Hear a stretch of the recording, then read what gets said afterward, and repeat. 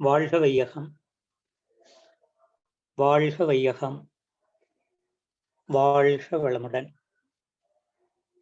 குரு வாழ்க, குரு அடி சரணம். சிந்தையை அடக்கியே சும்மாவிருக்கின்ற சீரறிய செய்த குருவே, அந்த நிலைதன்னில் அறிவு அசைவற்றிருக்க பெரும் ஆனந்தம் பொங்குதங்கே. இந்த பெரும் உலகமிசை எடுத்த பல பிறவிகளின் இறுதி பயனாகிய சந்ததமும் என்னை மறவாத சாந்த வாழ்வழித்தோய். என் சந்தோஷ செய்தி இதுவே. சந்ததமும் என்னை மறவாத சாந்த வாழ்வு. வாழ்க வையகம், வாழ்க வையகம், வாழ்க வளமுடன்.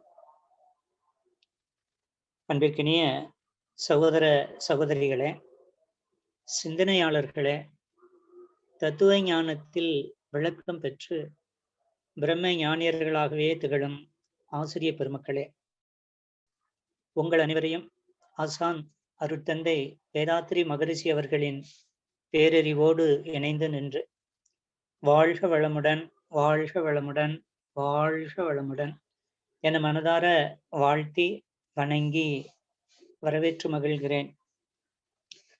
மீண்டும் ஒரு முறை இந்த செயலி மூலம் தொடர்பு கொண்டு ஆசான் அவர்களுடைய வாழ்வியல் மற்றும் ஆன்மீக சிந்தனைகளை உங்களோடு பகிர்ந்து கொள்வதற்கு ஒரு நல்ல வாய்ப்பினை ஏற்படுத்தி தந்திருக்கும் திருப்பூர் மண்டலத்திற்கும் அதனை சார்ந்த நிர்வாகிகள் அனைவருக்கும் என்னுடைய நன்றியையும் வாழ்த்துதலையும் தெரிவித்துக் கொள்கிறேன். தொடர்ந்து நாம் அனைவரும் ஆன்மீக அபியாசங்களில் ஈடுபட்டு வருகிறோம். அதில் அகத்தவமும் மௌனமும் அகத்தாய்வும் மிக முக்கியமாக இடம்பெற்று வருகின்றன. ஒரு தனி மனிதன் மேற்கொள்ள இருக்கும் அல்லது மேற்கொண்டிருக்கும் ஆன்மீக பயிற்சியும் அதன் மூலம் அந்த தனி மனிதன் பெறக்கூடிய ஆன்மீக வளர்ச்சியும் ஒரு சமூக மாற்றத்திற்கானது. உலக அமைதி என்பதை அருட்தந்தை அவர்கள் கோட்பாடாக இலக்காக கொண்டுதான் இந்த மனவளக்கலை யோகாவை இந்த உலகத்துக்கு அவர்கள் அருளி செய்திருக்கிறார்கள். இந்த உலக அமைதி என்பது அது ஒரு தனி திட்டம் அல்ல. அது தொடங்கும் இடம் என்பது ஒரு தனி மனிதனிடம்தான் தொடங்குகிறது. அதனால ஒரு தனி மனிதனுடைய ஆன்மீக முன்னேற்றம் என்பது சமூக மாற்றத்திற்கான ஒரு காரியமாகவும் அது மாறிவிடுகிறது. சொல்ல போனா தனி மனித முன்னேற்றம் என்பதும் சமுதாய முன்னேற்றம் என்பதும் வேறு வேறு அல்ல. ஒரு தனி மனிதன் அமைதி அடைகிற போது அதுவே சமுதாயத்தின் பரிசாக அமைதியாக அது மாறி விடுகிறது என்பதுதான் ஆன்மீகத்தில் இருக்கக்கூடிய உண்மை தத்துவம். அந்த அளவுல நாம் ஒவ்வொருவரும் அமைதி அல்லது மௌனம் என்ற ஒரு பயிற்சியை நாம மேற்கொண்டிருக்கிறோம். ஜீவனங்கள்ல மனிதனை தவிர்த்து எல்லா ஜீவன்களுக்கும் 2 உணர்வுகள் தான். ஒன்று இன்பம், மற்றொன்று துன்பம். ஆனால் 6வது அறிவை பெற்ற மனிதனுக்குத்தான் 4 விதமான உணர்வுகள் அனுபவத்திற்கு பெற்றுக்கொள்ள முடியும். அதுல ஒன்று இன்பம், மற்றொன்று துன்பம், இன்னொன்று அமைதி, 4வது பேரின்பம். இந்த அமைதி பேரின்பம் என்ற நிலைய வழக்கமாக நாம் சத்சங்கத்துல பேசுகிற போது இன்பம் துன்பம் கடந்த நிலை அமைதி என்று பேசிக்கொண்டிருக்கிறோம். அது உண்மை அல்ல. அமைதிதான் இருப்பு, அமைதியின் எழுச்சியே இன்பம். செயலாற்றுகிற போது அமைதியிலிருந்து எழுச்சி பெறுவது இன்பமாகவும், எழுச்சியே உடலில் சீவகாந்தத்தை பற்றாக்குறை ஆக்கினால் அதே அமைதியின் எழுச்சி துன்பமாகவும் உணரப்படுகிறது. ஆக இருப்பு என்பதுதான் அமைதி, இன்ப துன்பம் என்பது அமைதியின் எழுச்சி. ஆக இன்பம் துன்பம் என்ற 2 நிலைகளிலேயும் மனிதன் தன்னுடைய வாழ்க்கை முழுவதையும் இழந்து விடுகிறான். அமைதியை தக்க வைத்துக் கொள்வதில் அவன் தவறி விடுகிறான். அதனால் இந்த மனிதனாக இயற்கை பிறந்த போதும் அமைதியில் நிலைத்து பேரின்பத்தை அனுபவிக்கவும் அவன் தவறி போகிறான். அதனால அருட்தந்தை அவர்களை போன்ற ஞானிகள் எல்லாம் அமைதியை தக்க வைத்துக் கொண்டு பேரின்பத்திலே அவர்கள் திளைத்தவர்கள். இன்னும் கொஞ்சம் அதை மாற்றி சொல்லணும்னு சொன்னா, பேரின்பத்தை அனுபவித்து அமைதியிலேயே நிலைப்பவர்கள் ஞானிகள். அந்த தன்மையை அனைத்து மக்களும் பெற வேண்டும், ஒட்டுமொத்த உலக சமுதாயமும் அமைதியில் திளைக்க வேண்டும் என்ற ஒரு பெரு நோக்கோடு தான் இந்த ஆன்மீக அபியாசங்களை அருட்தந்தை அவர்கள் இந்த உலகுக்கு கொடுத்து சென்றிருக்கிறார்கள். அந்த வகையிலே நாமும் இந்த பயிற்சியை நாம் மேற்கொண்டிருக்கிறோம். அமைதி வேண்டுமானால், அமைதி என்று சொன்னால் மௌனம் என்று வச்சுக்கோங்க. மன அமைதி தான், உள்ளத்தின் சமநிலையே அமைதி என்றும் மௌனம் என்றும் அழைக்கப்படுகிறது. மௌனத்திற்கு முந்தைய நிலை உள்ளத்தின் சமநிலை, அதுதான். அப்ப சமநிலை என்ற ஒரு சொல்லுக்கு என்ன பொருள் என்று சொன்னா, அனுபவத்தில் இருக்கக்கூடிய இன்ப துன்பங்களின் பிரதிபலிப்பு இல்லாத ஒரு நிலை, அதை சமநிலை என்று சொல்கிறோம். இதை ஒரு மனிதன் உணர்வாக பெற வேண்டுமானால் அதற்கு அவன் தன்னை எண்ணிக்கொண்டோ தன்னுடைய சுவாசத்தில் நினைவை இணைத்து கொண்டோ அவன் தொடர்ந்த பயிற்சியில் இருப்பானேயானால் அவன் பெற்ற அனுபவத்தில் இருக்கக்கூடிய இன்ப துன்ப உணர்வுகள் பிரதிபலிப்பற்ற நிலைக்கு வரும். அப்படி வந்தால் அதை ஒரு சமநிலை உணர்வு என்றும் அமைதி நிலை உணர்வு என்றும், அந்த அமைதியை உணர்ந்து கொள்கிற போது அதுவே மௌனம் என்ற ஒரு சூழலுக்கும் அந்த மனம் சென்று சேரக்கூடிய தன்மை என்றும் அந்த மனிதனால என்ன செய்ய முடியும்னா உணர்ந்து கொள்ள முடியும். இதை நான் தத்துவமா சொல்றேன். சாமிஜி இதை ஒரு கவியில சொல்லியிருப்பாங்க. அதாவது மௌனத்தில், அத சாமி எப்படி சொல்லுவாங்கன்னா, மௌனத்தில் என்று அந்த கவியை ஆரம்பிச்சிருப்பாங்க. மௌனத்தில் வாய் மூட எண்ணம் தோன்றும், முனைந்தவன் யார், முடிவு எங்கே? மோன நிலை திரிந்ததனால் எண்ணமாக முனைந்துள்ளேன், யானன்றி பிற அங்கு இல்லை. மோனமும் பின் எண்ணமுமாய் மாறி மாற முன்னது மெய் பின்னது உயிர் என விளங்கும். மோனம், உயிர், மனம் மூன்றும் ஒன்றாய்க்கான மோனதவம் கற்றாற்றி முனைப்பு ஒழிப்பீர் என்று ஒரு கவியில சொல்வார். அதாவது மோனம் என்பது தெய்வ நிலையை குறிக்கிற ஒரு சொல். உயிர் என்பது இயக்கத்தை குறிக்கக்கூடிய ஒரு சொல். மனம் என்பது உயிரின் அலைநிலையாகிய காந்தத்தின் பிரிவை குறிக்கக்கூடிய ஒரு சொல். அப்ப இந்த மூன்றும் ஒன்றாக உணர வேண்டுமானால் மோனதவம் கற்றாற்றி முனைப்பு ஒழிப்பீர் என்று சொல்றாங்க. இங்க அகத்தவம் என்பது போய் அவங்க என்ன சொல்றாங்க, மோனதவம் கற்று ஆற்றி என்று சொல்றாங்க. மோனம் என்று சொன்னா சும்மா இருத்தல் என்று பொருள். மோன நிலை என்று சொன்னால் சும்மா இருத்தலையே மோன நிலை என்று சொல்கிறார்கள். அதைத்தான் நம்ம இந்த மௌனத்துல பழகுறோம். இப்ப அதை என்ன சொல்றாரு, தவம் போல செய் அப்படின்னு சொல்றாரு. இப்ப தவத்திலேயாவது ஒரு மனதை உயிரோடு இணைத்து அதுக்கு பழக்கம் கொடுக்குறோம். உயிர்ல ஒன்றி மனம் அடங்கி போச்சு என்று சொன்னா அது என்ன நிலைக்கு போகணும்னா அது மௌனமாகி மௌனமாகத்தான் ஆகும். அதாவது தவத்தின் உச்சம் என்பது மௌனம்தான். இன்னும் ஆழமாக அதை சொன்னால், பெரிய பேராசிரியர்கள்லாம் அதுல இணைஞ்சிருப்பீங்க. அனுபவத்தில் பார்க்கிற போது எப்பொருளை, எச்செயலை, எக்குணத்தை, எவ்வுயிரை ஒருவர் அடிக்கடி நினைந்தால் அப்பொருளின் தன்மையாய் நினைப்போர் ஆற்றல் அறிவிலும் உடலிலும் மாற்றம் காணும். இப்பெருமை இயல்புக நியதியாகும். இதை சாமிஜி சொல்லிட்டாங்க. அப்ப மனம் எதாக நினைக்கிறதோ, எதை நினைத்து கொண்டே தொடர்ந்து இணைப்பை பெற்றுக்கொண்டு இருக்கிறதோ அந்த ஒன்றாகவே மாறிவிடும். அது இயல்பான ஒரு இயல்பூக்கம் என்ற விளக்கத்தையும் சாமிஜி சொல்லியிருக்கிறாங்க. அப்போ ஆகினை என்ற ஒன்றில் மனம் ஒடுங்குது அல்லது துரியம் என்ற ஒரு நிலையில் மனம் ஒடுங்குது என்று சொன்னால் மனம் என்ற ஒன்று இல்லை, அது ஆகினையாகவோ அல்லது துரியமாகவோ மாறி போகிறது. அந்த மாறிப்போன நிலையில் உணரக்கூடிய நிலையும் கடந்து விடுகிறது. அதாவது இது அந்த தியானத்தின் உச்சம் மௌனம் என்பதற்கு விளக்கம் சொல்றேன். எந்த ஒன்றில் மனம் லயமாகிறதோ அந்த ஒன்றாகவே மனம் மாறிவிடக்கூடிய தன்மையை பெற்றிருக்கிறது. அப்படி நீங்கள் ஆக்னையோ துரியமோ நாம் செய்கிறோம் என்று சொன்னால் அந்த ஆக்கினையாகவே மனம் மாறுகிறது அல்லது துரியமாகவே மனம் மாறுகிறது. அப்படி மாறி போனால் துரியத்தை உணர்வதற்கு அங்கே மனம் என்ற ஒன்று இல்லை, நீங்களே துரியம், துரியமே நீங்கள் என்ற நிலை வருகிற போதுதான் அதை மோன நிலை என்று அறிவிக்கிறார்கள். அதனாலதான் அதை மோனத்தவம் கற்றாற்றி முனைப்பு ஒழிப்பீர்கிறார். மோன நிலைக்கு மனம் செல்லாமல் தன்முனைப்பை அகற்ற இயலாது என்பது சாமியினுடைய கூற்று. அப்ப மோன நிலை என்பது என்ன என்று நீங்கள் சிந்தித்தால் அதை மற்றவர்கள் விளக்க முடியாது. மோனமே அறிவின் அடித்தளமாம் என்ற ஒரு வார்த்தைய சாமிஜி சொல்லிட்டாங்க. மோன நிலை எந்த மனிதனுக்கு கைவல்யம் ஆகிறதோ அந்த மனிதன் முனைப்பற்று இயங்க முடியும். அதாவது ஈகோ இல்லாத நிலையில இயங்க முடியும்.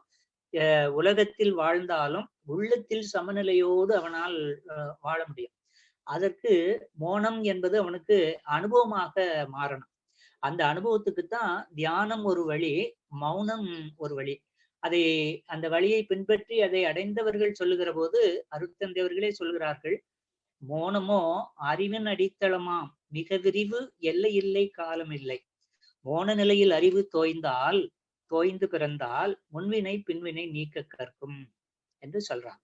அப்ப மோன நிலை என்பதுதான் மனிதன் அடைய வேண்டிய நிலை. அதற்காக வந்ததே மனித பிறப்பு. அந்த மோன நிலையைத்தான் மெய்ஞான நிலை உணர்வு என்று அழைக்கிறார்கள். இங்க 2 விஷயங்கள் நாம தெரிந்து கொள்ள வேண்டியதுங்க. ஒன்று ஞானம், இன்னொரு சொல் மெய்ஞானம். இப்போ ஞானமும் மெய்ஞானமும் ஒன்றா என்று சொன்னால், ஞானம் மன இயக்கத்தின் மூலம் அனுபவமாக பெறுவது, மனித மனம் அனுபவமாக பெறுவது ஞானம். மெய்ஞானம் என்பது ஞானத்திற்கும் அப்பாற்பட்டது. அதாவது ஞானம் என்றால் இயங்குகின்ற ஒரு பொருளை பற்றி அதனுடைய இருப்பு நிலைக்கு சென்று அதனுடைய இயக்க முழுமையையும் அறிந்து கொள்ளுதல் ஞானம். ஞானம் என்ற ஒரு வார்த்தை இருக்குது பாருங்க. அதற்கு என்ன பொருள் என்று சொன்னால், இயங்குகின்ற ஒன்றை பற்றி அதனுடைய இயக்க முழுமையையும் அறிந்து கொண்டால் அதை ஞானம் என்று அழைக்கலாம்.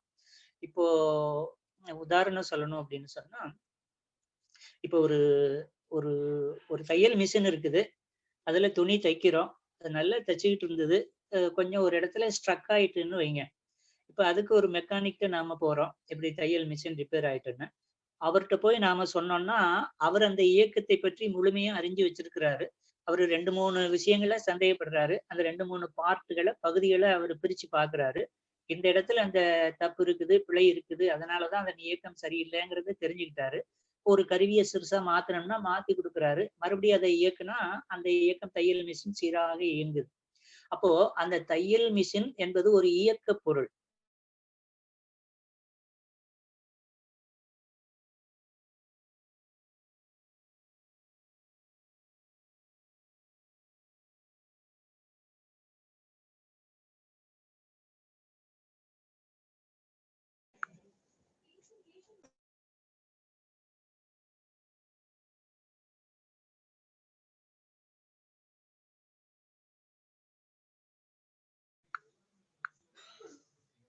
ஐயா வாழ்க வளமுடன்.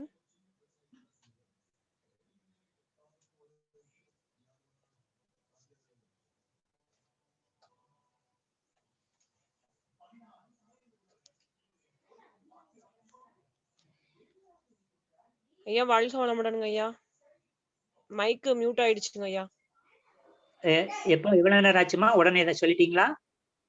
சொல்லிட்டாங்க. இப்பதாங்க ஐயா ஒரு 1 செகண்ட் தாங்க ஐயா. சரி.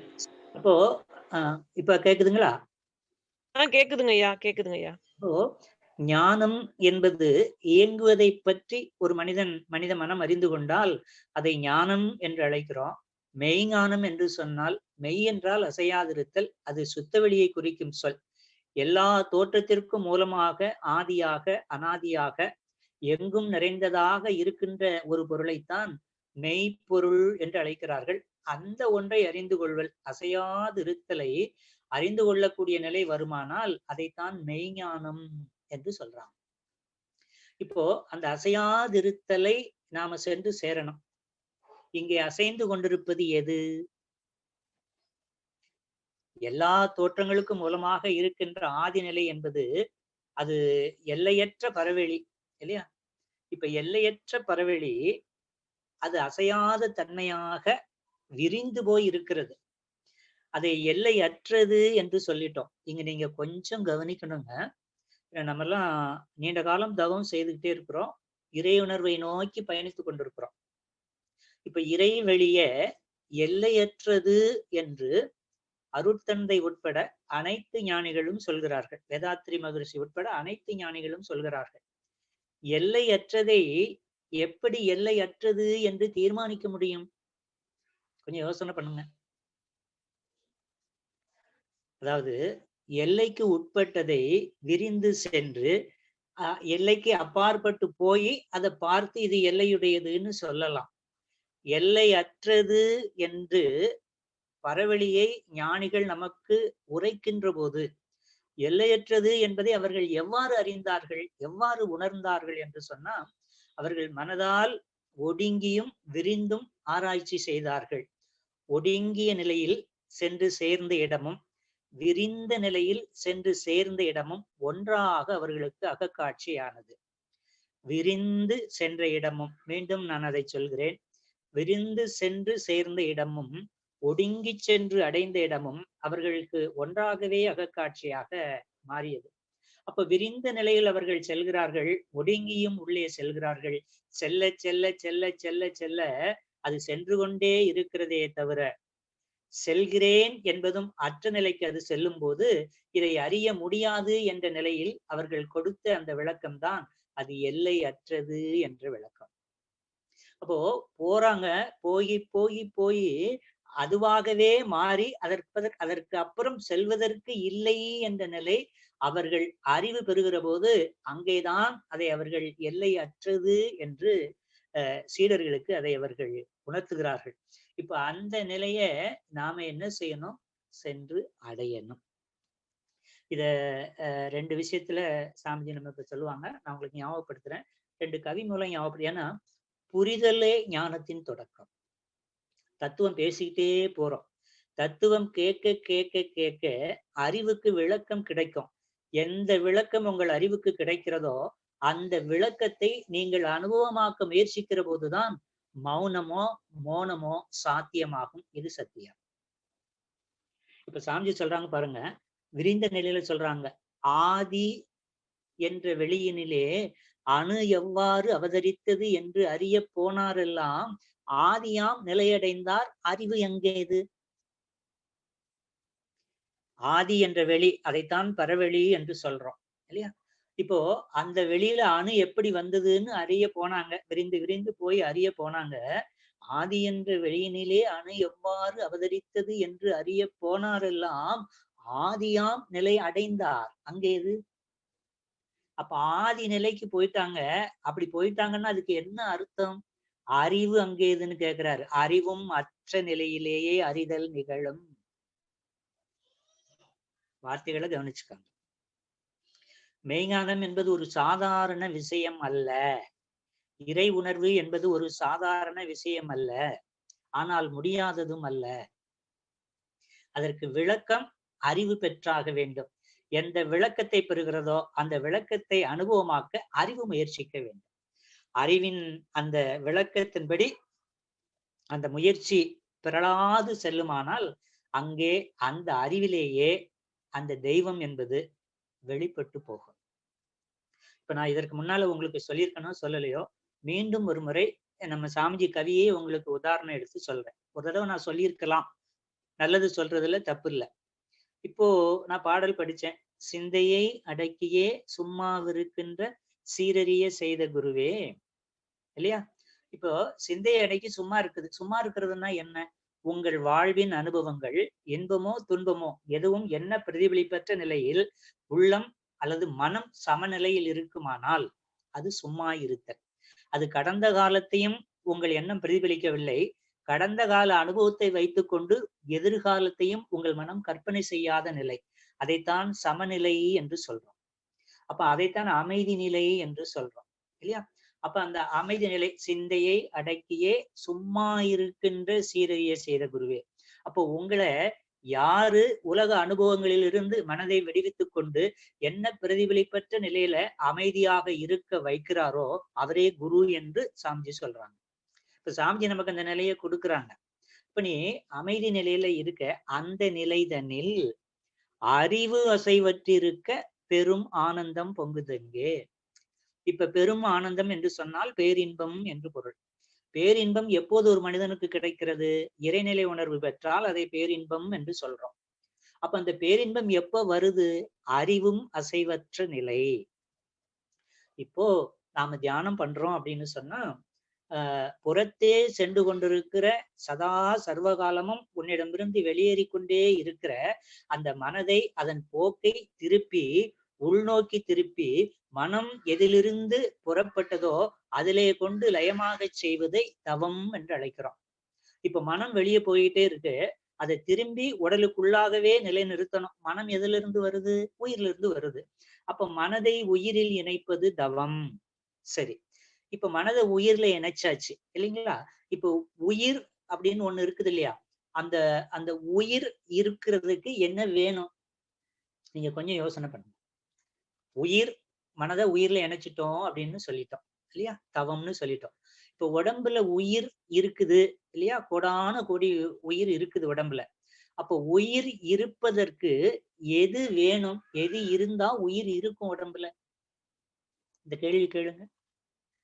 இப்போ எது இருந்தா இருக்க முடியும் என்று நீங்கள் ஆழ்ந்து சிந்தித்தால், ஒரு ஸ்பேஸ், ஒரு இடம். உயிர் இருக்கிறதுக்கு என்ன வேணும்? இடம் வேணும். இடம் இல்லையானால் உயிர் அணு இருந்து இயங்க முடியாது.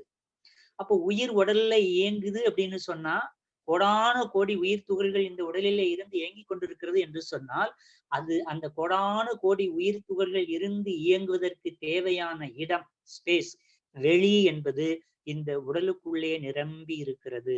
இந்த உடல் என்பது ஒரு பொக்கையால் நிரப்பப்பட்டது. இப்ப இந்த உயிர் இருக்கு உடம்புக்குள்ள. அப்ப உயிர் எதுல இருக்கு? உடம்புக்குள்ள இருக்கிற வெளியில இருக்குது. உடம்பு எதுல இருக்கு? வெளியில இருக்குது. இப்ப வெளியில உடம்பு, உடம்புக்குள்ள இருக்கிற வெளியில உயிர்.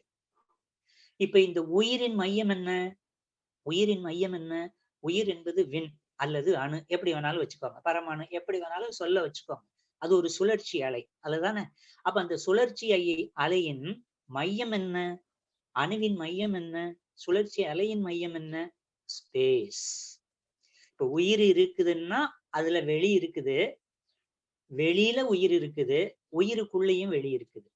இப்ப அந்த வெளி உயிருக்குள்ளாக இருக்கிற வெளி இருக்குது பாருங்க. நல்லா கவனிச்சுக்கோங்க.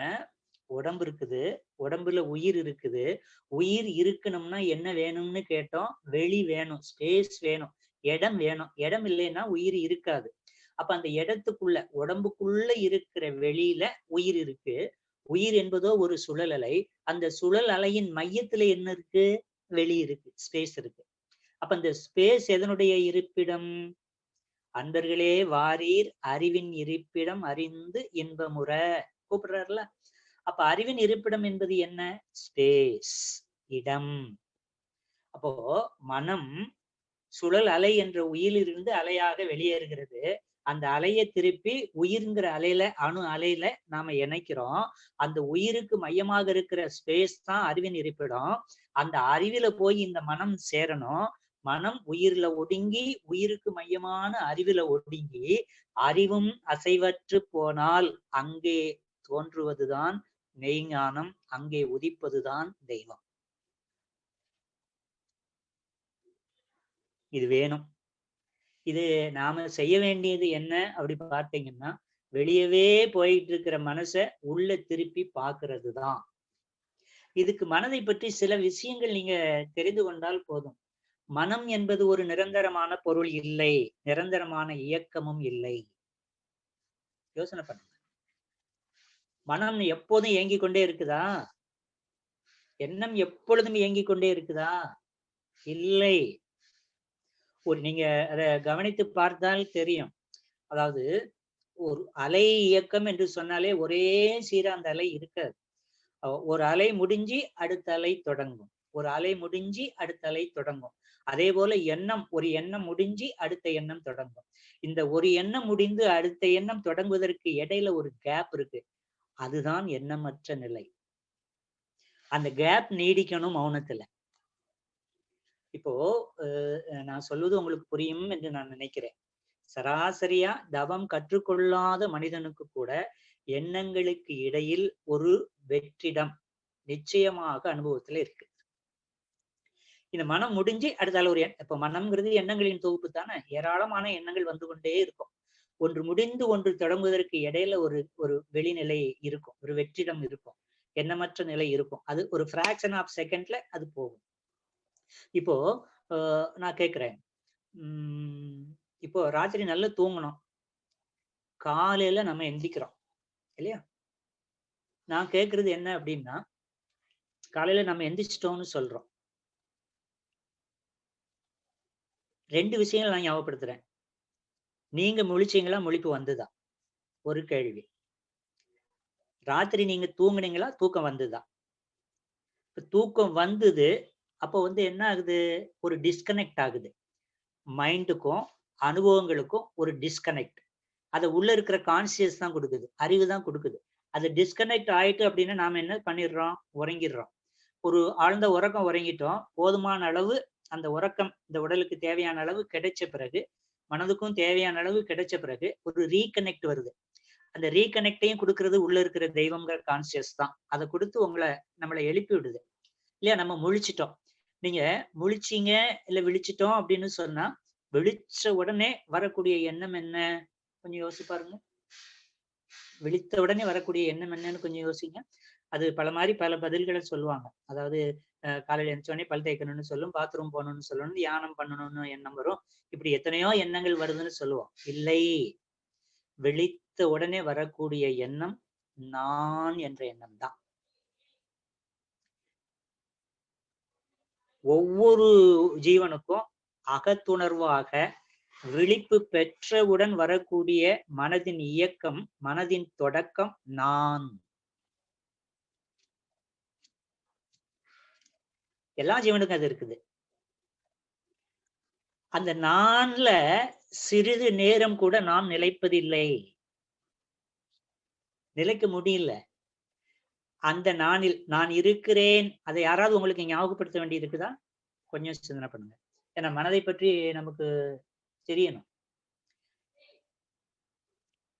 மற்றதெல்லாம் மற்றவங்களுக்கு சொல்லிக் கொடுக்க வேண்டியது இருக்கு. எத்தனையோ விஷயங்கள மற்றவர்கள் மூலம் நான் கற்றுக்கொள்ள வேண்டியது இருக்கு. பார்த்து தெரிய வேண்டியிருக்கு. கேட்டு தெரிந்து கொள்ள வேண்டியிருக்கு. அனுபவிச்சு உணர வேண்டியது இருக்கு. ஆனால் நான் இருக்கிறேன் என்ற எண்ணத்தை உங்களுக்கு யாராவது ஞாபகப்படுத்த வேண்டியது இருக்கிறதா? அப்ப உள்ளார்ந்த இருப்பே நான் என்ற எண்ணம் தான். அந்த நான் தன்னால் பெற்ற அனுபவத்தை பிரதிபலிக்கிற போது அதை மனம் என்று அழைக்கிறோம். அப்போ உணர்வு, அறிவு என்ற உணர்வு தான் மனம் என்ற நிலையில அலைபாய ஆரம்பிக்குது. அந்த மனம் என்பது நிரந்தரமானது அல்ல. மனம் என்பது அறிவினுடைய நிழல், உயிரினுடைய நிழல். அதை அடக்கவோ பிடிக்கவோ முயற்சி செய்தால் அதனுடைய பயன் வீண்தான். இப்போ ரமண மகரிஷி சொன்னாருன்னு நினைக்கிறேன். அந்த எந்த ஞானி சொன்னாருன்னு எனக்கு ஞாபகம் இல்லை. ஒருத்தன் நடந்து போயிட்டு இருக்கிறான். அவனுடைய நிழல் முன்னாடி இருக்குது. நிழல்ல தெரியக்கூடிய தலையை பிடிக்கணும்னு அவன் முயற்சி பண்றான். போய்கிட்டே இருக்கான், நிழலும் போய்கிட்டே இருக்கு. நிழல்ல தலையை பிடிக்க முடியுமா? நிழல்ல தெரியக்கூடிய அந்த நிழல் வடிவம் இருக்கு பாருங்க. அந்த வடிவத்துல இருக்க தலையை பிடிக்க போனா பிடிக்க முடியுமா? பிடிக்க முடியாது. ஆனால் ஒரு வகையில பிடிக்கலாம். எப்படி பிடிக்கலாம்? அந்த பையன் கேட்கிறான் அவங்க அம்மாட்ட, ஏம்மா அந்த நிழல்ல தெரியிற என்னுடைய தலையை பிடிக்கணும்னு நான் முயற்சி செய்துகிட்டே இருக்கிறேம்மா. போக போக போக அந்த நிழலும் போய்கிட்டே இருக்குது.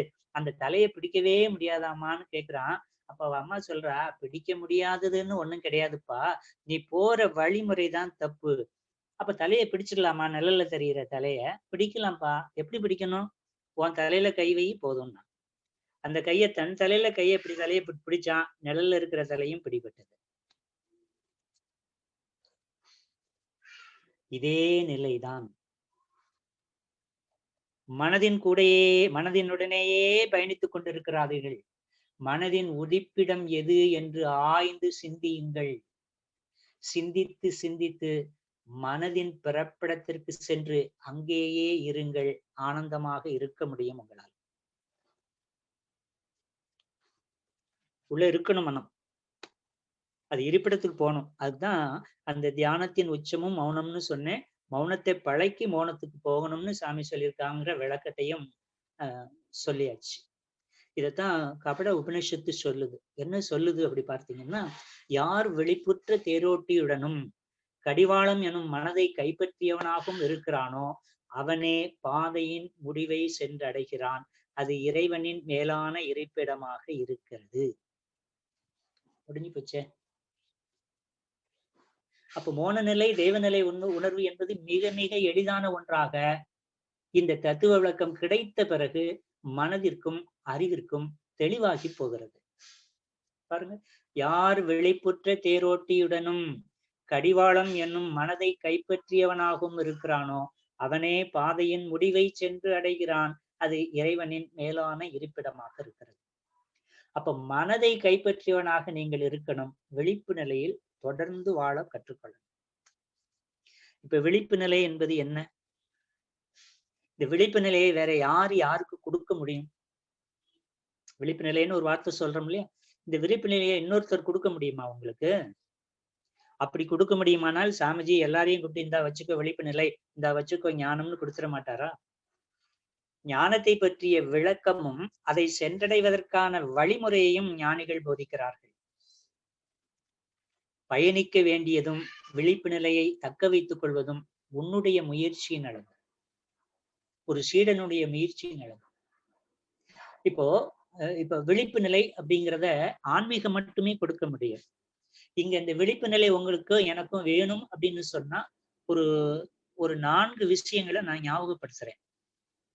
அதாவது உயிரினுடைய மதிப்பையும் மனதினுடைய இயக்க சிறப்பையும் மேன்மையையும் பிற உயிருக்கு மதிப்பளித்து வாழும் தன்மையையும் தன் அனுபவத்தில் அளவு முறை காற்று வாழக்கூடிய தன்மையையும் ஒரு மனிதன் பெற்றால் அதுதான் விழிப்பு நிலை.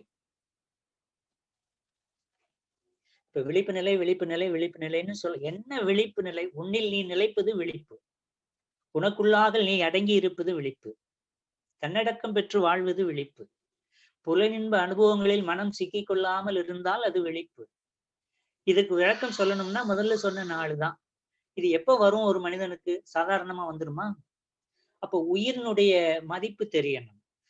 உயிர் தான் தெய்வம், தெய்வம் தான் உயிர், அறிவு தான் உயிர், உயிர் தான் அறிவு, உயிர் தான் மனம், மனம் தான் உயிர். இந்த விளக்கம் தெரியணும். இவை எல்லாவற்றிற்கும் அறிவாக காந்த ஆற்றல் மிக பெரும் சக்தியாக பிரபஞ்ச இயக்கத்திற்கும் ஒவ்வொரு ஜீவனின் இயக்கத்திற்கும் அறிவு கலந்த சக்தியாக காந்த ஆற்றல் நிரம்பி இருக்கிறது என்ற விளக்கம் தெரியணும். அது உயிரிலிருந்து வரக்கூடியது, விண்ணிலிருந்து வரக்கூடியது. அதனாலதான் உயிருக்கு மதிப்பளித்து மனதின் சிறப்பையும் மேன்மையையும் உணர்ந்துன்னு சாமிஜி சொல்லுவாங்க. இங்க பாருங்க, இப்போ மனதின் சிறப்பு மேன்மைன்னா நான் மனம் என்பது நிரந்தரமான பொருள் இல்லைன்னு சொல்லிட்டேன். ஆனால் மனம் இல்லாமல் எதுவும் இல்லை.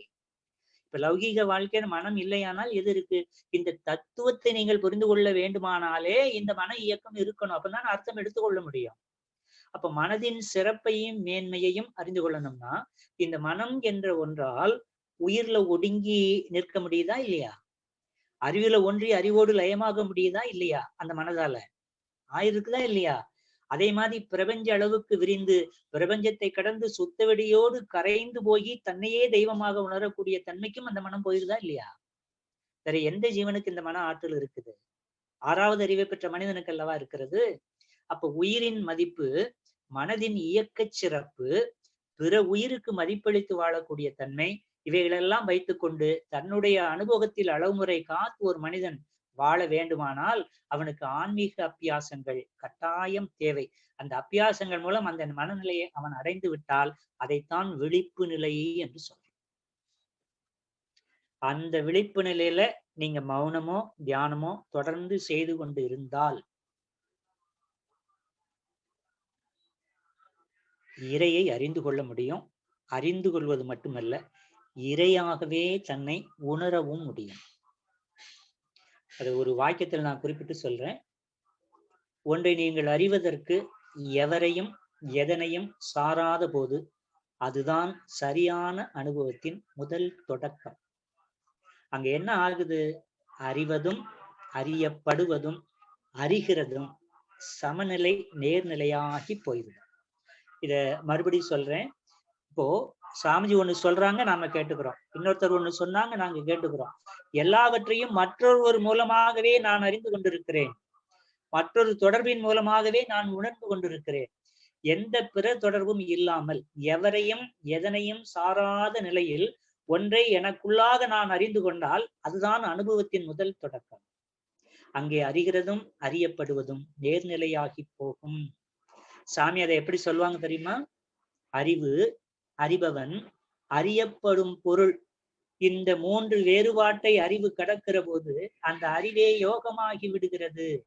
அந்த அறிவே தன்னிலே அனைத்தையும் அனைத்திலும் தன்னையும் பார்க்கக்கூடியதாக மாறிவிடுகிறது என்று சொல்ற. இதுக்கு மேல என்னங்க விளக்கம்? இதுக்கு அப்புறம் என்ன விளக்கம் சொல்றது?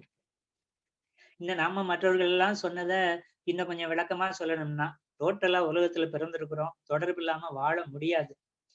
அத சிம்பிளா சொல்லணும்னா, பந்தங்களில் கட்டுண்டிருக்கும் ஆத்மா ஜீவன், பந்தங்களிலிருந்து விடுபட்டிருக்கும் ஆத்மா சிவம். சீவன் சிவமா மாறணும் என்று சொன்னால் மனம் புற இயக்கங்களிலிருந்து விடுத்து அக இயக்கமாக மாறி உயிரில் ஒடுங்கி பின்னர் அறிவில் ஒடுங்கி அறிவும் அசைவற்ற நிலை வந்தால் அதுதான் மௌனத்தின் உச்சமாகிய மோனம் என்ற நிலைக்கு எட்டிச் செல்லும் என்று சொல்லி அந்த மோன நிலையை நோக்கியே நாம் பயணித்துக் கொண்டிருக்கிறோம். இந்த பயணத்திலும் எந்த எதிர்பார்ப்பும் இருக்கக்கூடாது. பயிற்சி மட்டும் செய்ய வேண்டியது நம்முடைய கடமை. இவ்வளவு நாள் செய்யறனே, எனக்குள்ளாக இன்னும் தன்னிலை உணர்வு வரலையே என்று சொன்னால் அதுவே மன இயக்கத்தின் சாட்சி.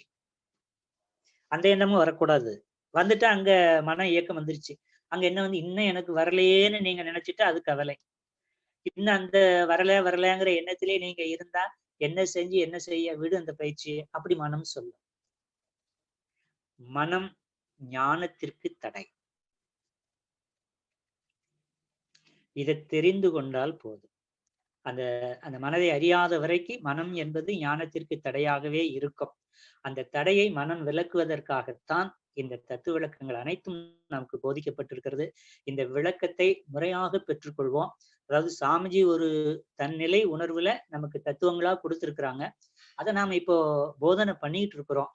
கேட்கிறவர்கள் ஒவ்வொருவரும் அவர்கள் அறிவாட்சி தரத்துக்கு தக்கவாறு இந்த வாக்கியங்களுக்கு பொருள் எடுத்துக்கொள்ளலாம். ஆனா சாமிஜி என்ன நிலையில் சொன்னார்களோ அந்த நிலையை நாம உணரும் வரை மனம் என்பது அடங்காது.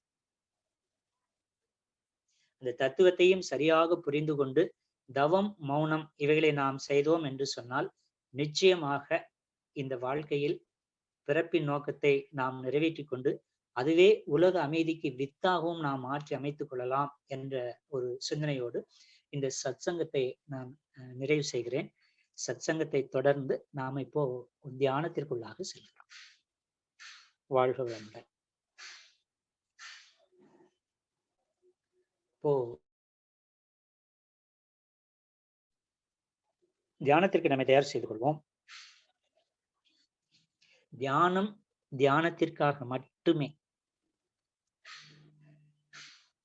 எந்த பாதுகாப்பையும் எந்த தன் தேவையையும் நிறைவேற்றிக் கொள்ள தியானம் ஒரு வழியாக பார்க்கப்படுகிறது. இது தவிர்க்கப்பட வேண்டும். புரிந்தவர்கள் புரிந்து கொள்ளுங்கள், புரியாதவர்கள் சிந்தித்து தெளிவுறுங்கள். தியானம் தியானத்திற்கு மட்டுமே. அங்கேதான் இறை வெளிப்படும்.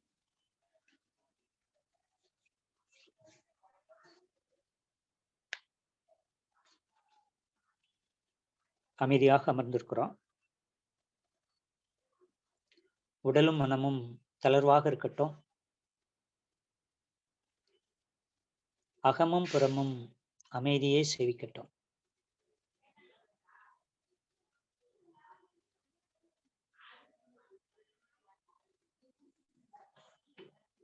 மெய்ப்பொருள் விளக்கம்.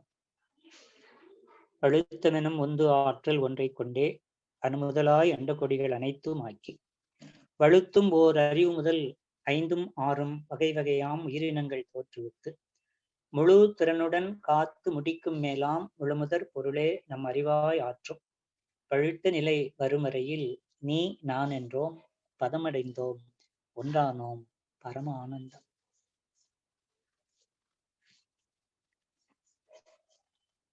குரு வணக்கம்.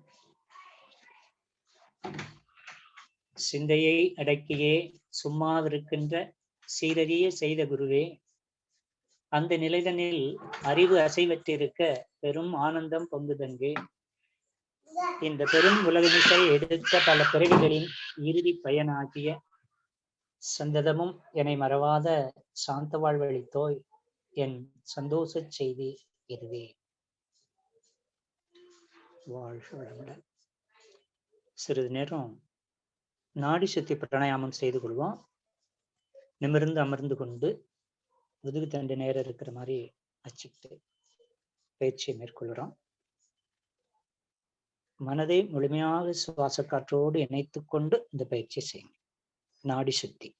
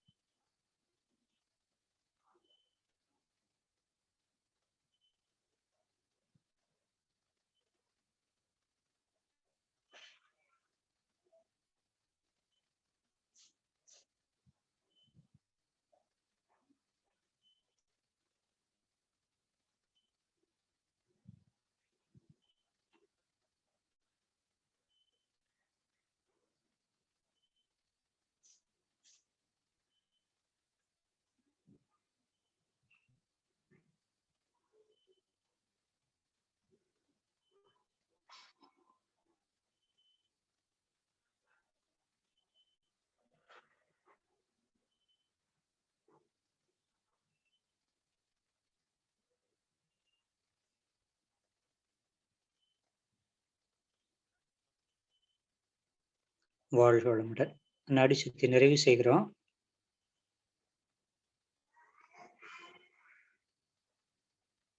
சிறிது நேரம் அமைதியாக இருங்க.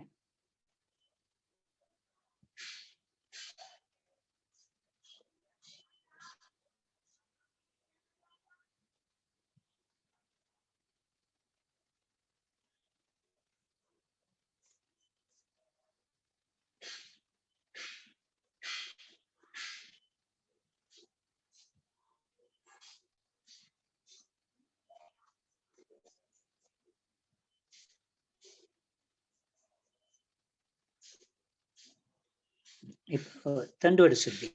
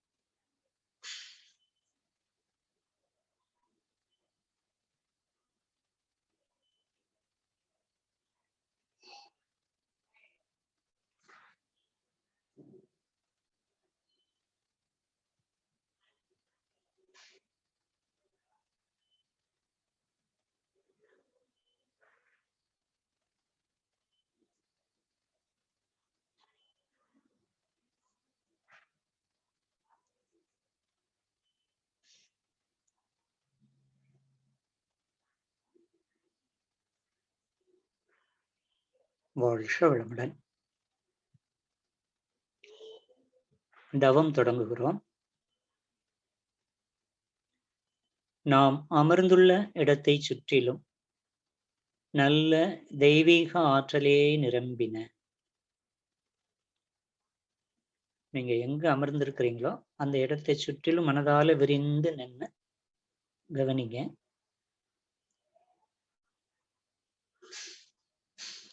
நாம் அமர்ந்துள்ள இடத்தை சுற்றிலும் நல்ல தெய்வீக ஆற்றலே நிரம்பின.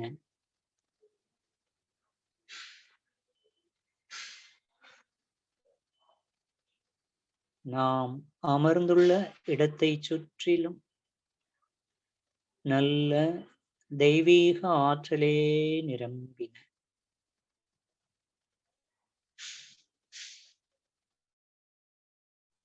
அருட்பேராற்றல் உடலிலே உயிரிலே அலை அலையாக பாய்வதை உணர்கிறோம். இப்போ உடலுக்குள்ளாகவும் உடலை சுற்றிலும் உங்கள் கவனம் இருக்கட்டும். அருட்பேராற்றல் உடலிலே உயிரிலே அலை அலையாக பாய்வதை உணர்கிறோம்.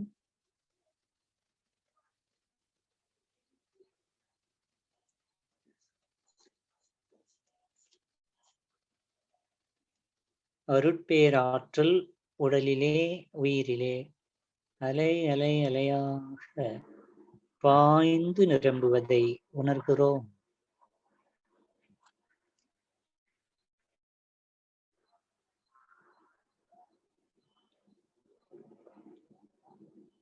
அருட்பேராற்றல் இரவும் பகலும் எல்லா நேரங்களிலும் எல்லா இடங்களிலும் எல்லா தொழில்களிலும் உறுதுணையாகவும் பாதுகாப்பாகவும் வழி நடத்துவதாகவும் அமையுமாக.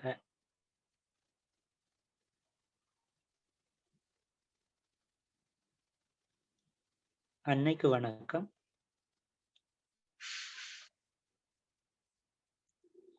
தந்தைக்கு வணக்கம்.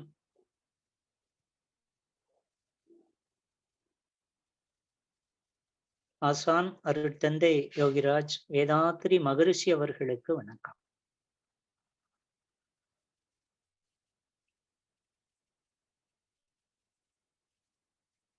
தவம் துரியாதீதம், தொடக்கம் ஆக்கினை.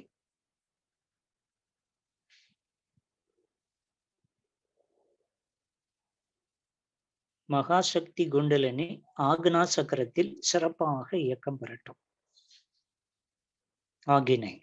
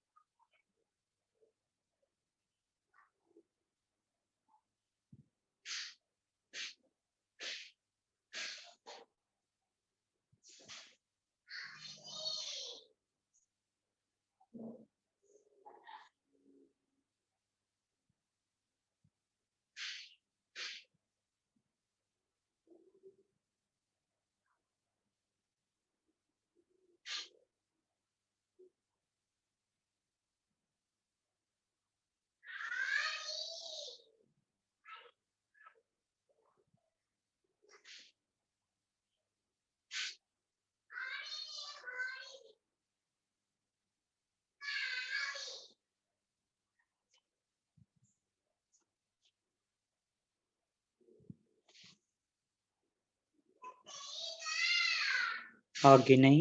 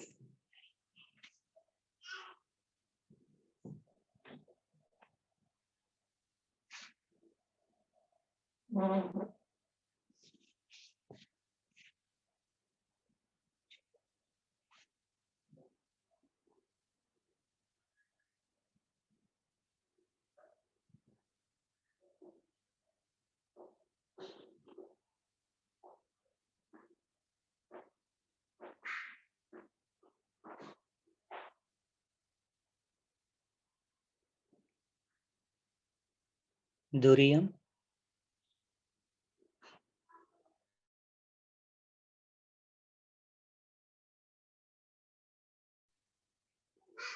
தலை உச்சியில் பிரம்மரந்திரத்தில் நினைவை செலுத்தி துரிய தவம்.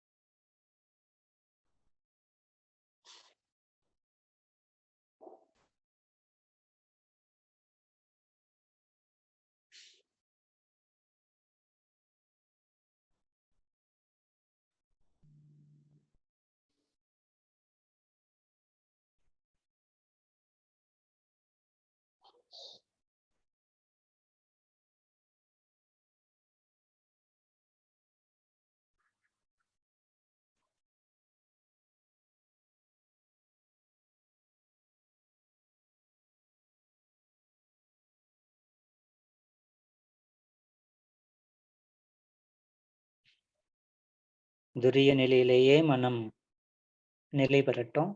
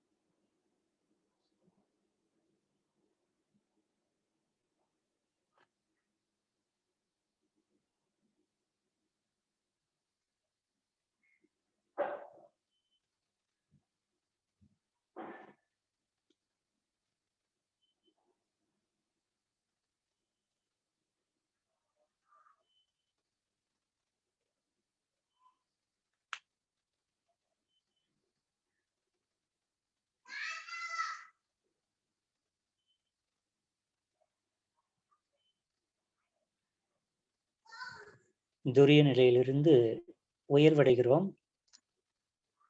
துவாதச அங்கம்.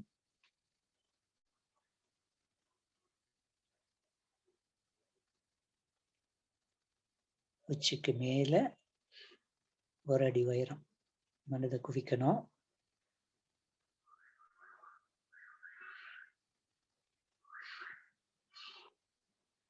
துவாதச அங்க உணர்வு கிடைக்கலங்கிறவங்க யாராவது இருந்தால் ஒரு 2-3 முறை துரியத்துக்கும் துவாதச அங்கத்துக்கும் அப்படி போயிட்டு போயிட்டு மனதால வாங்க. துரியம், துவாதச அங்கம், பின் துரியம், துவாதச அங்கம். ஒரு 2-3 முறை போயிட்டு அதுக்கப்புறம் துவாதச அங்கம்னு அப்படி வாங்க. அப்படி நிற்கும், விரிந்து நிற்கும் மனம். வேற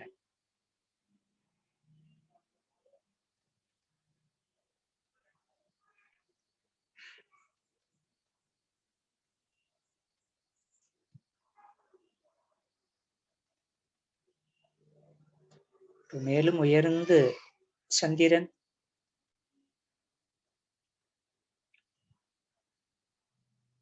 முழு பௌர்ணமி நிலவை பாவனை செய்து கொண்டு எண்ணத்தால இணைப்பு பெறுவோம்.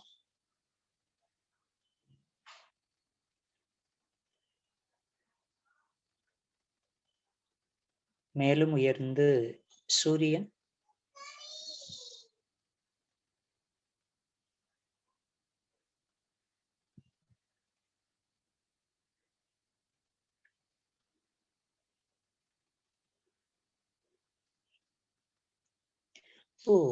சூரியனை மையமாக வைத்து உயர்ந்து உயர்ந்து உயர்ந்து விரிந்து விரிந்து விரிந்து பேரியக்க மண்டலம், சக்திகள தவம்,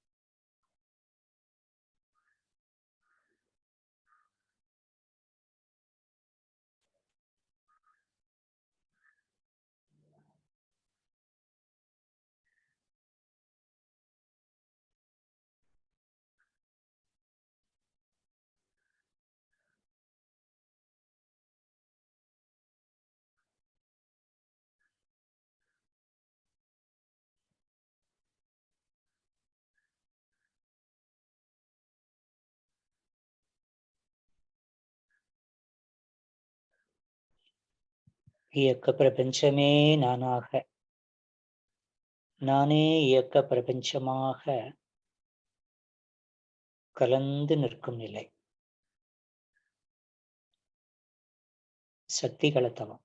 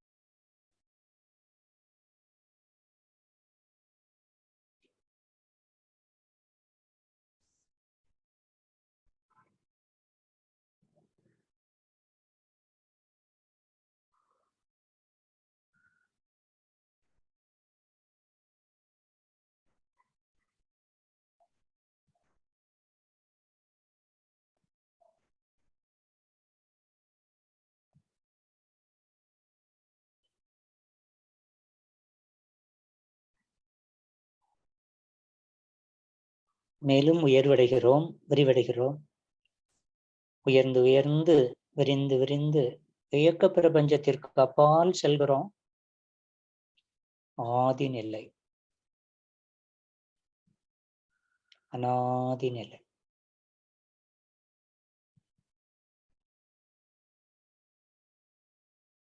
பேரிருள் நிலை.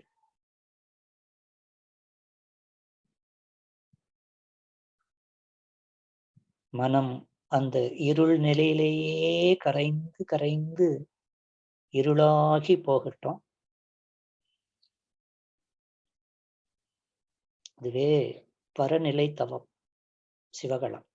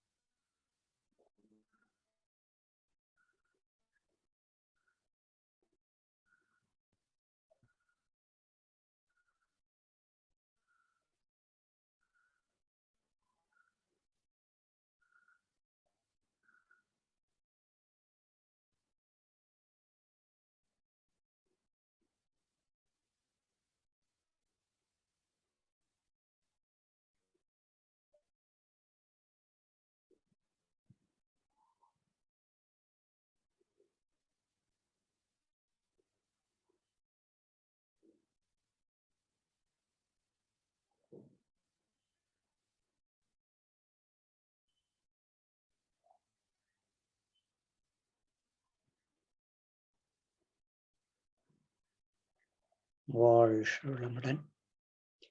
உன்னிலே நான் அடங்க, என்னுளே நீ விளங்க, உனது தன்மை ஒளிர எனதுள்ளம் தூய்மை பெற்றேன். இனி வேறென்ன வேண்டும் இப்பேறு பெற்ற பின்னர்? எடுத்த மனித பிறப்பு எய்தியதே முழுமை. சுத்த வெளியிலிருந்து மீண்டு கீழிறங்கி பேரியக்க மண்டலம்,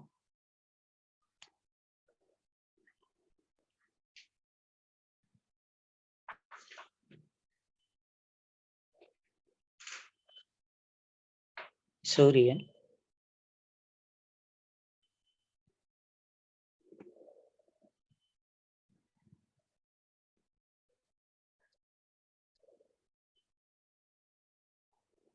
சந்திரன்,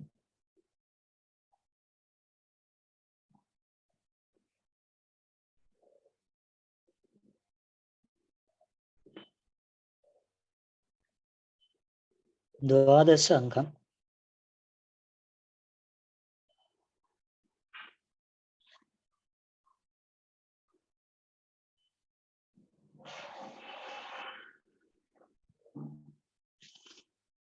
மெதுவாக துரியம் இறங்குகிறோம். துரியம்,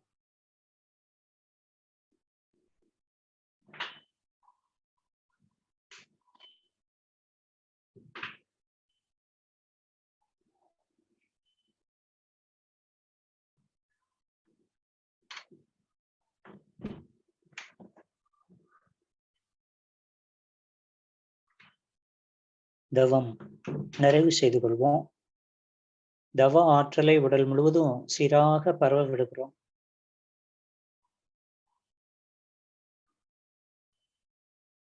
உடலே உணர்வாக, உணர்வே உடலாக, உடலும் உள்ளமும் தூய்மையும் மேன்மையும் அடையட்டும்.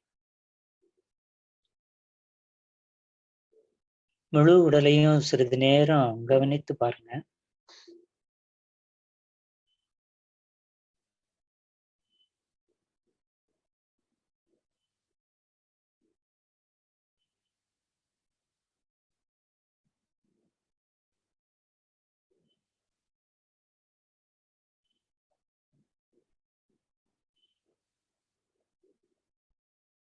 வாழ்க வளமுடன்.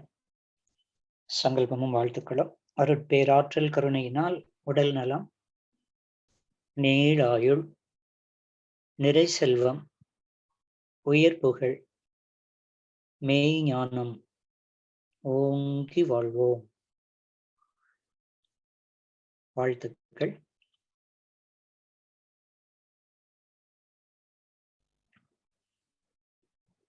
பெற்ற மக்களை வாழ்த்துவோம்.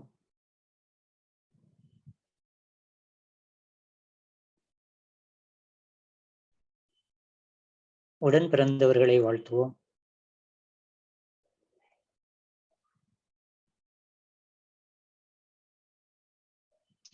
நெருங்கிய உறவினர்கள், நண்பர்களை வாழ்த்துவோம்.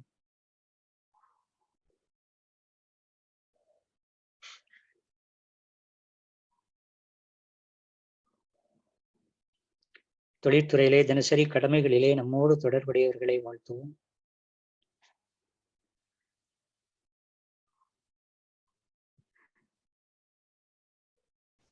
நமது எண்ணங்களை புரிந்து கொள்ளாதோர், எதிரிகளாக நினைப்போர் எவரேனும் இருந்தால் அவர்களும் மனம் திருந்தி நல்வாழ்வு பெற வேண்டும் என்ற கருணையோடு வாழ்த்துவோம்.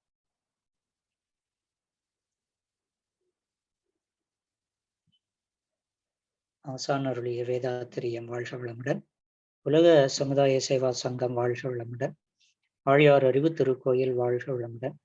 உலகெங்கிலும் உள்ள மனவளக்கலை மன்றங்கள் வாழ்க வளமுடன். திருப்பூர் மண்டலம் வாழ்க வளமுடன். அதனோடு இணைந்த அறிவு திருக்கோயில்கள், மனவளக்கலை மன்றங்கள் வாழ்க வளமுடன். இன்றைய பயிற்சியில் பங்கு பெறுகின்ற அன்பர்களும் அவருடைய அன்பு குடும்பமும் வாழ்க வளமுடன். வாழ்க வையகம், வாழ்க வையகம், வாழ்க வளமுடன். இரண்டொழுக்க பண்பாடு. நான் எனது வாழ்நாளில் யாருடைய உடலுக்கும் மனதுக்கும் துன்பம் தரமாட்டேன். துன்பப்படுபவர்களுக்கு என்னால் முடிந்த உதவிகளை செய்வேன். வாழ்க வளமுடன். உலக நலவேட்பு. உலகில் உள்ள பொறுப்புடைய தலைவர் எல்லாம் உயிரறிவை உள்ளுணர்வாய் பெறுதல் வேண்டும். உலகனைத்து நாடுகளின் எல்லை காக்க ஓருலக கூட்டாட்சி வலுவாய் வேண்டும். உழைத்துண்டு வளங்காத்து வாழ வேண்டும். உலகெங்கும் மனித குலம் அமைதி என்னும் ஒரு வற்றாத நன்னிதி பெற்று உய்ய வேண்டும். வாழ்க வையகம், வாழ்க வையகம், வாழ்க வளமுடன். மழை வாழ்த்து. ஏரி குளம் கிணறு ஆறு எல்லாம் நிரம்பி வழிய மாறி அளவாய் பொழிய மக்கள் வளமாய் வாழ்க. ஏரி குளம் கிணறு ஆறு எல்லாம் நிரம்பி வழிய மாறி அளவாய் பொழிய மக்கள் வளமாய் வாழ்க. ஏரி குளம் கிணறு ஆறு எல்லாம் நிரம்பி வழிய மாறி அளவாய் பொழிய மக்கள் வளமாய் வாழ்க. வாழ்க வையகம், வாழ்க வையகம், வாழ்க வளமுடன். நம் மனதில் அமைதி நிலவட்டும், நம்மை சுற்றிலும் அமைதி நிலவட்டும், உலகம் முழுவதிலும் அமைதி நிலவட்டும். அமைதி, அமைதி, அமைதி. கைகளை பிரித்து உள்ளங்கைகளை தேய்த்து கொண்டு கண்கள் மூடிய நிலையில முகத்துல வச்சு ஃபார்மிங் பண்றோம். பின்னர் கைகளை உயர்த்தி ஒரு ஆழ்ந்த மூச்சு எடுத்துக்கொண்டு கைகளை கீழே வைக்கும். வாழ்க வளமுடன்.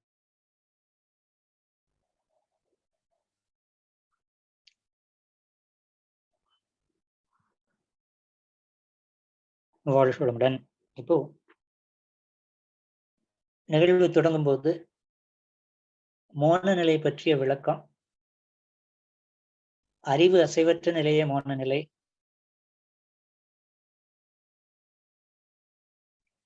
அந்த நிலையை சென்று அடைவதற்கு ஒரு வழி தியானம், மற்றொரு பயிற்சி மௌனம் என்ற விளக்கத்தையும் பெற்றுக் கொண்டிருக்கிறோம்.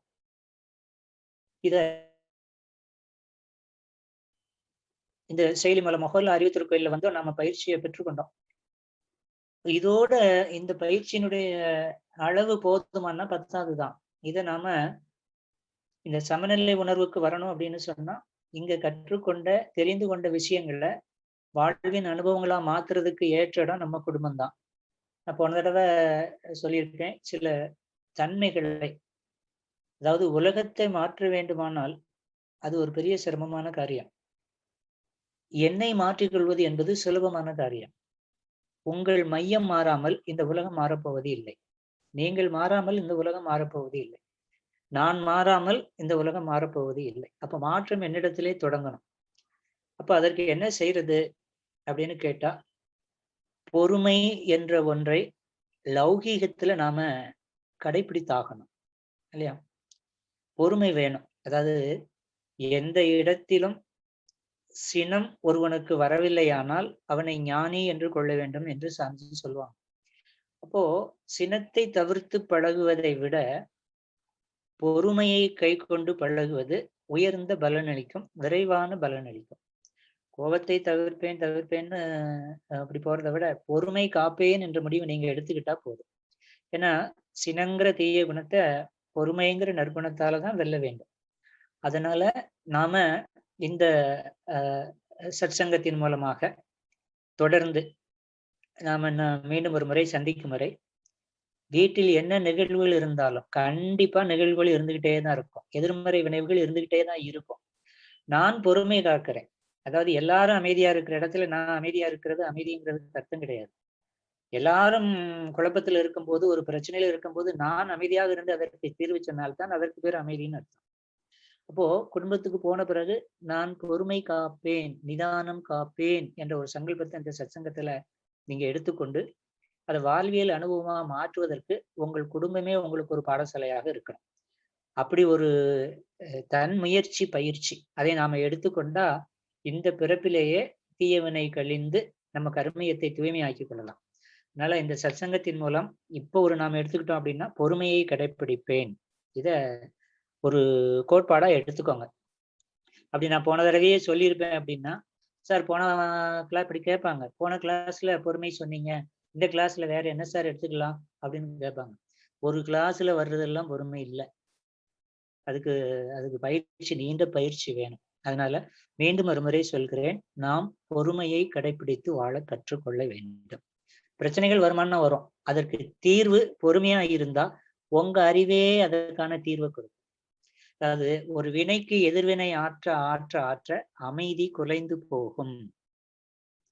நீங்கள் தியானமும் மௌனமும் தொடர்ந்து பயிற்சியாக வைத்துக் கொண்டிருந்தால், சத் சங்கத்தில் ஆத்மார்த்தமான இணைப்பை பெற்று தத்துவங்களை விளங்கி கொண்டால், தன்வினை ஆற்றக்கூடிய தகுதியை நீங்கள் முதலில் பெற்றாக வேண்டும். சராசரி மனிதன் தன்வினை ஆற்றவில்லை. சராசரி மனிதனுடைய வாழ்வு என்பது எதிர்வினை ஆற்றியே வாழ்வு முடிந்து போகிறது. நீங்க கவனிச்சு பார்த்தா தெரியும். நான் ஒரு வாக்கியம் சொல்றேன், அதை நீங்க புரிஞ்சுக்கிட்டா போதும். ஒரு சராசரி மனிதனுடைய வாழ்வு எப்படி இருக்குன்னா, வினைதான வாழ்வு. வினையும் பயனும் தான் மனித வாழ்வு. அப்ப வினை எப்படி ஆற்றப்படுகிறதுன்னா, ஒரு வினைக்கு எதிர்வினையாகவே இருக்கிறதே தவிர, தன்வினை ஆற்றி வாழும் தகுதி மனிதனுக்கு இன்னும் கிடைக்கவில்லை. அதை கொடுப்பது தவம், குரு. அதனாலதான் இந்த அபியாசங்கள் மூலம் நாம தன்வினை ஆற்றக்கூடிய தகுதி வேண்டுமானால் பொறுமை என்ற ஒரு நற்குணத்தை நமது இயல்பான தன்மையாக மாற்றிக்கொள்ள வேண்டும். அதை நாம ஒரு அகத்தாய் பயிற்சியா எடுத்துக்கொள்ளலாம். ஒரு முறை அப்படி பொறுமை தவறிட்டீங்க அப்படின்னு சொன்னா, அந்த சூழ்நிலைக்கு பிறகு கொஞ்சம் மௌனத்துல உட்கார்ந்து இல்ல ஆக்னையில உட்கார்ந்து பொறுமையா இருப்பேன்னு முடிவெடுத்தேன். அதுல நான் தவறுறேன். மீண்டும் ஒரு சங்கல்பம் எடுக்கிறேன்.